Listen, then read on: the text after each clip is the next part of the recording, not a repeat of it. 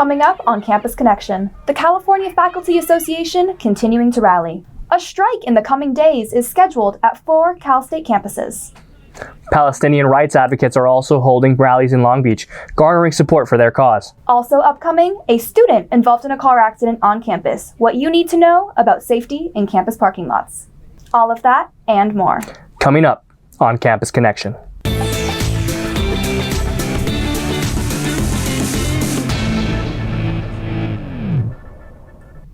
Welcome to Campus Connection. I'm Lorenzo Gaitan. And I'm Madeline Fredrickson. California Faculty Association rallies continue across California state universities as we reach the end of the semester and fall quarter. Campus Connection's Buddy Casales is on the upper side of campus, where a rally is well underway. The rally here on Long Beach State campus is just one of many across the state, as members of the California Faculty Association band together for better pay and working conditions for all CSUs. They're signaling they're ready to strike if need be. Our teaching conditions are students' learning conditions, and if we're not getting paid enough and we can't do the job, the students won't learn. Despite the rainfall on campus, students, faculty, and even dogs have gathered together at the Upper Quad to march to Brotman Hall, voicing their dissatisfaction towards current working conditions to all who can hear as they pass by.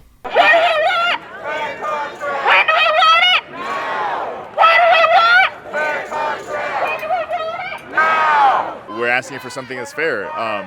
We're professors. Professors have to go to school for a ridiculous amount of years, and inflation is outpacing our salaries. CSU staff are fighting for changes, including a 12% salary increase, a workload cap for classes, lower student-to-faculty ratios, and health and safety changes, such as hiring more counselors, as well as constructing lactation stations and all-inclusive bathrooms. I think it's about time that, especially a state like California, we need to be paid fair wages. This is an expensive state.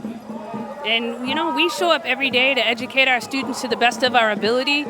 We lack a lot of resources, especially coming out of COVID. CSULB has made no announcements to hold any strikes, but other Cal State universities, such as Cal Poly Pomona and Sacramento State, will be holding one-day strikes in December. Buddy Casillas, Campus Connection. Rallies to free Palestine continue throughout Long Beach. It's been almost 2 months since the deadly Hamas attack on Israeli pedestrians. In response to the ongoing conflict in Gaza, community members gather on November 9th in Bluff Park to show their support for Palestine. Moments earlier, a student walkout, followed by a silent procession, was occurring on CSULB campus in support for the Palestinian people. Cars pass by, honking, to demonstrate their support as the rally continues into the night. This pro-Palestinian group hopes to gain awareness for the conditions of the Palestinian people and condemns the U.S. for their military support of Israel. Another rally is set to take place by the same community leaders in the upcoming days.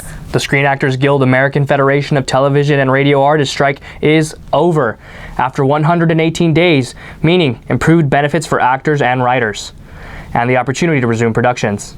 SAG-AFTRA represents over 160,000 television, movie, and entertainment professionals.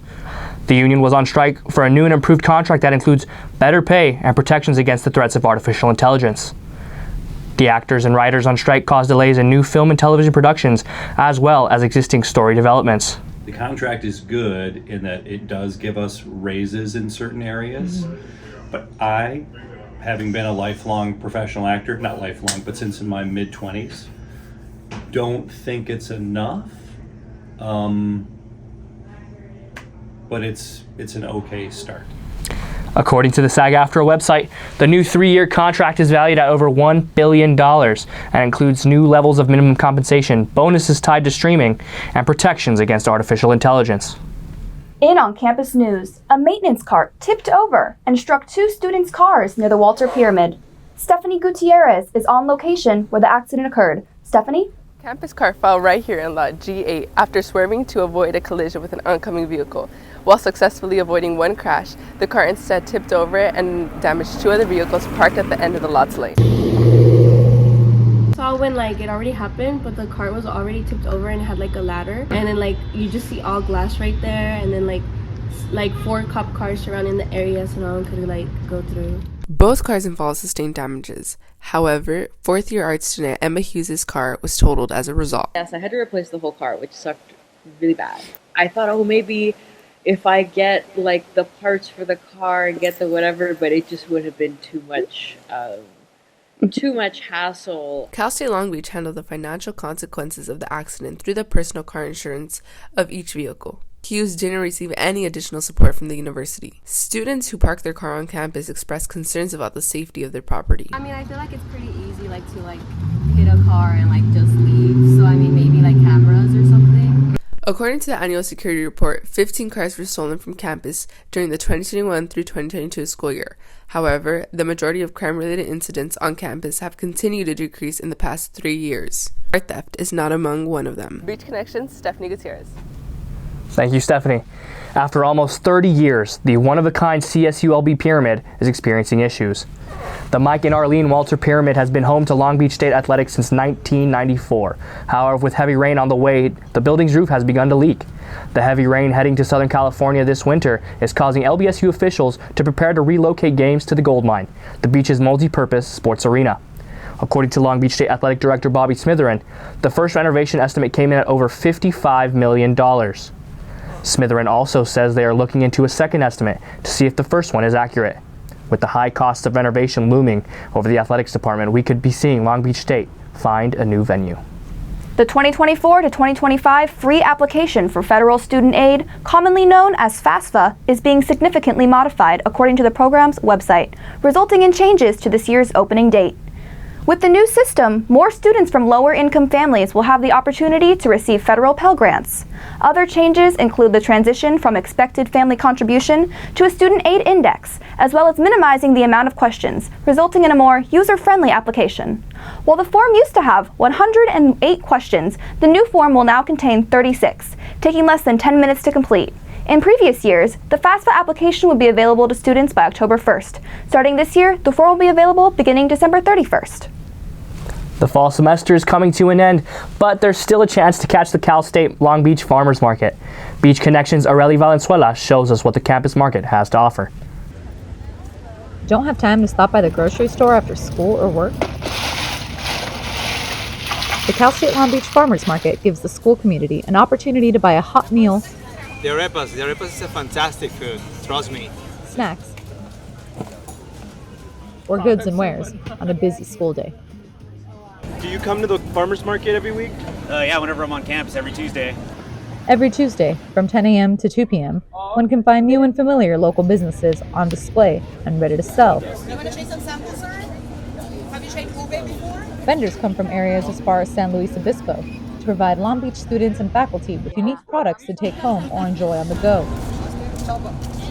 Still a good option. Like these dates, grown in California desert in India. Which is a great snack for them to have. They can take it to class. They can just enjoy it on their walk. I am a big dates person. I love dates, so when I saw the stand, I knew I needed to stop by.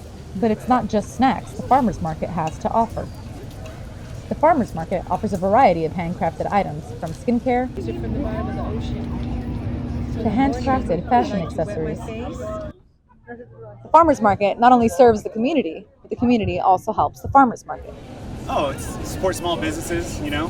That's the whole thing behind farmers markets. I love supporting small businesses and local businesses as opposed to the chains. Management says it has a medium turnout. They expect more foot traffic as the semester progresses. Arely Valenzuela, Campus Connection. Now we go over to Naoki Gima for the latest on CSULB Sports. Naoki? Thanks, guys. Long Beach State women's basketball kicked off their season with a dominating performance over Biola University. On November 8th, the Beach took the win against Biola University 82-62, with 35 of those points coming from the second unit. Showcasing the Beach's new lineup allowing for all 12 players to get some playing time. The game was held at the Walter Pyramid after a student pep rally near Parkside Pathway. The team was led by junior guard Savannah Tucker, who set a new individual record of 25 points, and 12 of those points coming from behind the three-point line. Tucker's offensive ability gained the Beach an early advantage over Biola. Sophomore forward Abby Schaaf also helped her teammates to the win, scoring 11 points and grabbing 9 rebounds. Despite the excitement of new head coach Amy Wright, who brings over 20 years of experience to the team, student attendance was at a low during the game of the season. The team's win against Biola was followed by another home win against Nevada. The Beach later suffered a close call to Cal Baptist during their first away match. The next game will be held on December 3rd when they play away at Texas. Winter is right around the corner, which means the Long Beach State University hockey team is making their rounds against the other ACHA Division II West teams. Campus Connection's Madeline Fredrickson attended one of those early November games. You can catch the Long Beach State team at any of their 9 home games this season. Students and family come out to support the team and pass the time, watching their peers compete on the ice. This is my second game that I've been to. I find this game very interesting to watch and come to because it's a nonstop sport, so the crowd gets really into it. So the environment here is very entertaining and fun to be in. But yeah, overall it's a fun time. The Long Beach State Club hockey team has been slashing the ice since its founding in 1987. The team plays at the rink's Lakewood Ice. The season started in September and will go into February, meaning there's definitely still time to catch a game. Just make sure you bring a jacket because it gets chilly. Thank you, Madeline. That looks like a lot of fun. This year, the Walter Pyramid hosted the inaugural 2023 Outriggers Big West Women's Volleyball Championship Tournament. It gives the winner a guaranteed spot in the National Championship Tournament. The Long Beach State women's volleyball team began their tournament run by taking on the number 5 seed UC Irvine in a close 5-set match to advance to the semifinal. The Black and Blue rivals gave it their all, but ultimately Long Beach State came out as the victors. They then took on the number 1 seed UC Santa Barbara, who came in with only 1 loss in Big West Conference play. The Beach would improve victorious over the Gauchos, however, winning 3-2 in another close 5-set match, punching their ticket to the final. Those back-to-back 5-set matches would prove to be costly for the Beach, as their tournament run will come to an end when they took on Hawaii and the Rainbow Waukegan in the final. The Beach will fall short, getting swept 3-0. Hawaii's Amber Ejide won the most valuable player for the tournament, leading the Waukeganers to the big dance along with UC Santa Barbara. This officially brings the women's volleyball season to an end here at the Beach and caps off a competitive season for second-year head coach Tyler Hildebrand. That's it for sports. Back to you guys.